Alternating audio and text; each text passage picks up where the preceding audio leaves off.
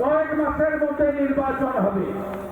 SIR হয়েছে, draft list বেরিয়েছে, আপনারা ভোটার লিস্ট দেখে নিয়েছেন, দেখেছেন, নাম আছে, কারা কারা দেখেছেন হাত তুলুন, হাত তুলুন।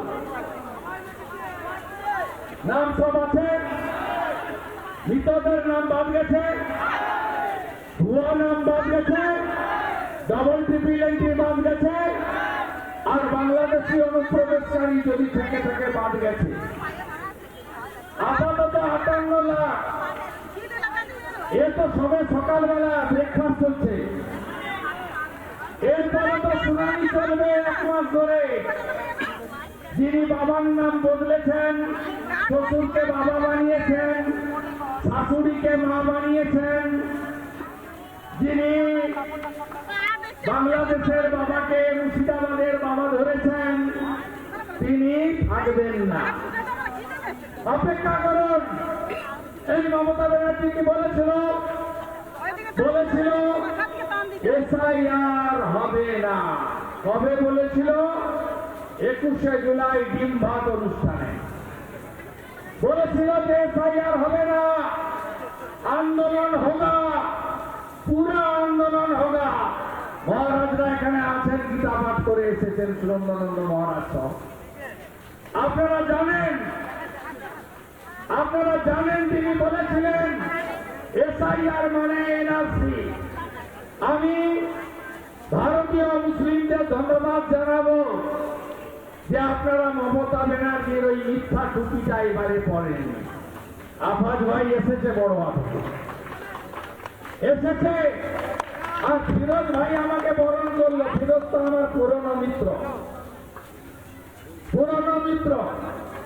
তিনি বরণ করলো, পরিচয় দিল, আমি চিনতেও পারলাম।